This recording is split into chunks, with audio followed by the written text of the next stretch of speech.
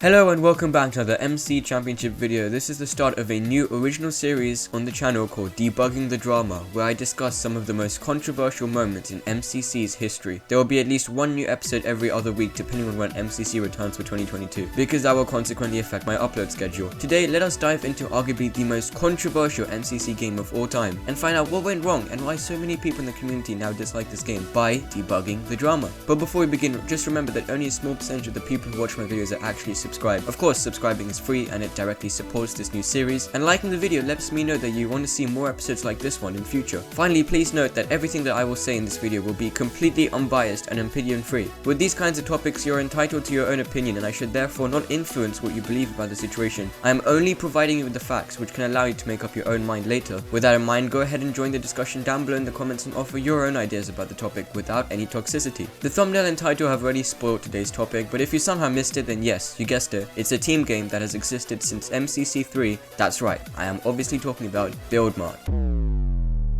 Big sales at Build Mart was introduced all the way back in MCC 3 on March 14th, 2020. Build Mart has been played in every event except MCCs 9, 12, and 15. The Build Mart we know today is a lot different from the original Build Mart from Season 1. The initial version involved the use of shopping carts to traverse across an open map with building blocks and other items available at different locations, whereas the new iteration for Season 2 uses elytra instead of the buggy carts. And the map layout changed, and since MCC 14 of May 29th, 2021, the map is now built in layers. The bottom layer for all the different colors, and the top layer for specific blocks that can be categorized into different categories. For example, the nether section has blocks that you'll only ever really see in the nether dimension, such as nether bricks. The newer version is a lot more interesting than its Season 1 counterpart. However, it is this new version that has unfortunately seen a lot more criticism. But to fully understand why the elytra version of Build Mart is more controversial, we have to take a look at the smaller issues that emerged within the shopping cart's counterpart. Time to dive into the Season 1 archives. Let's start from the very beginning. MCC 3, which was widely considered to be the most rigged event because team balancing was very awkward. However, at the time, not many people found a major issue with Build Mart at its introductory phase. Fast forward to MCC 7 in July 2020, and something huge was about to happen. The orange ocelots of MCC 7, made up of Technoblade, CPK, Wilbur and Filzer, had an interesting strategy devised by Techno, which worked by exploiting a flaw with the builds used in the Build Mart. Techno ended up watching hours of VODs to find out exactly how much of each material is needed for each build, and delegated these out to his teammates. So rather than looking at the build and then collecting the necessary blocks during the game, the orange ocelots had already pre-gathered all the blocks that could possibly be used in exact quantities, meaning they wouldn't have to waste any more time leaving their base. Now, it's important to highlight that this ingenious strat no longer works anymore.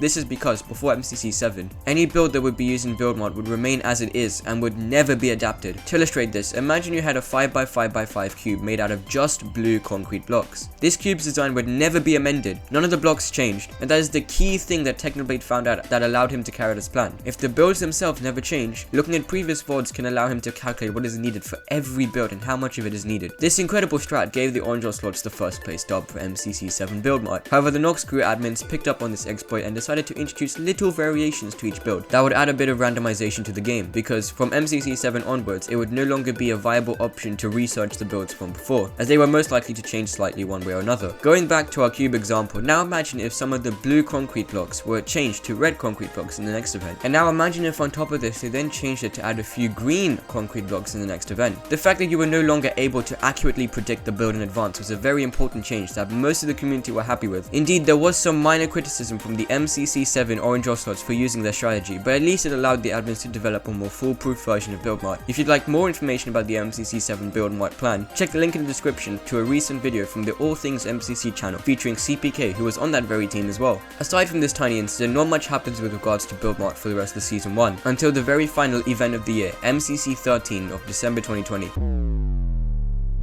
As the final event of the year and of the season, many teams were hoping for a survival games finale for Game 8. In the MCC 13 update video, Noxide, the CEO of Noxcrew, joked that the final game vote in the Decision Dome would be rigged in favor of the anticipated SG finale. A day later, as teams prepared to vote, it came down to just 3 options: Sky Battle, Survival Games, and Build Mart. You probably already know what happened next. The votes were tied between SG and Build Mart, and so the game was chosen at random between the two, and well, Build Mart won. This naturally sent a lot of teams into tremendous uproar, especially the Coral Cowlers and the Teal Turkeys. teams. Since they were two of the strongest PvP teams in the event, therefore they felt as though a team game would not guarantee their entry into Dodgeball. In the end, Teal actually did really well in this game, finishing in second as a team, which overall put them in first for the final event standings. But where this starts to get quite controversial is with Coral. They were first before Build Mart, but then in the final event standings they dropped to 4th place after a shocking final performance where they finished 8th in Build Mart due to poor communication. Furthermore, the Pink Presence, which had Dream on the team, managed to jump up one position from 4th to 3rd in the event standings after finishing 5th place as a team in Build Mart. That's another example of the captain's curse in action. This rather turbulent change marked the first big controversy surrounding Build Mart. Loyal fans of some of the more mainstream content creators who had not benefited from Build Mart as Game 8, for example Tommy and Sapnap, started complaining about the game on a large scale. Their reasons for not liking Build Mart were not directly aimed at the game itself, but rather the fact that it prevented some of their favorite teams from winning the event. The Coral Cowlers had a huge lead before Build Mart, before they got shoved down to 4th overall. The outraged audience weren't the only ones who felt the negative impact of Build Mart. Shortly after MCC 13, the official MC Championship Twitter account shared a meme about how different life would have been if Build Mart were blown up instead of Parkour Warrior. So that wraps up the drama of Build Mart in Season 1, but things start getting more serious from Season 2 onwards. For the first few events of 2021, the new and revised version of Build Mart was warmly accepted by most of the community as a fresh adaptation to its now forgotten Season 1 variant, but everything was about to change with MCC 17 in September 2021.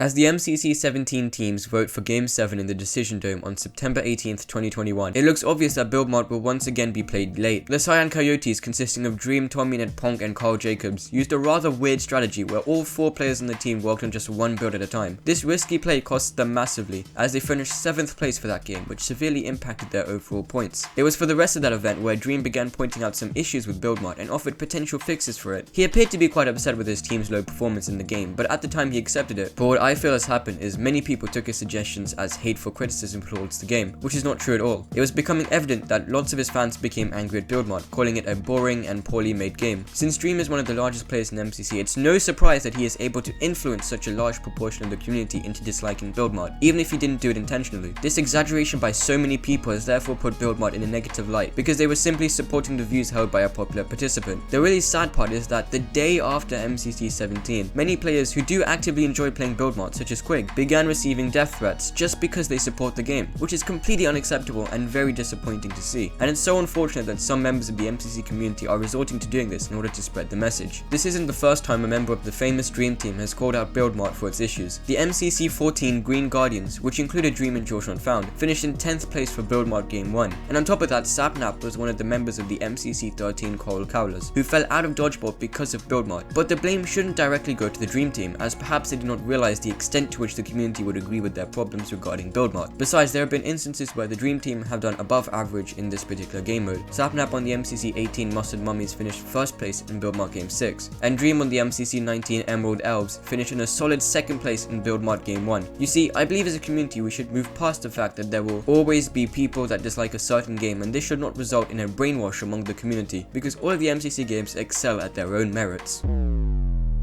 I know this is cliched and we've all heard it before, but ultimately MCC is just a fun, non-competitive tournament which is bound to have some controversies with some of its games. Most MCC players still enjoy Build Mart and would continue voting for it in future events. My aim here is to address the drama and suggest that while these controversies are inevitable and bound to happen, they shouldn't be to blame anyone or to go against a part of the community that supports that game. So that's a brief but complete history of Build Mart's many dramas within MCC, and I hope that because of this video you now have a well-educated opinion about the matter, provided you have all the necessary info about this. But feel free to offer your thoughts about it. Do you think the many controversies are unnecessary and serve no purpose? Or do you feel as though Build Mart needs some more changes in order to improve the experience for all teams involved, not just those that are good at team games? Remember, you can tell us your opinion, but there's no need to call anyone out or offer a false or incorrect assumption about Build Mart. Well, I've been your host. I hope you found this video informative and enjoyable, and I'll catch you on the next episode of MCC Debugging the Drama, where we take a look at the Ace Race, which completely destroyed the reputation of the event organizer forever. See ya!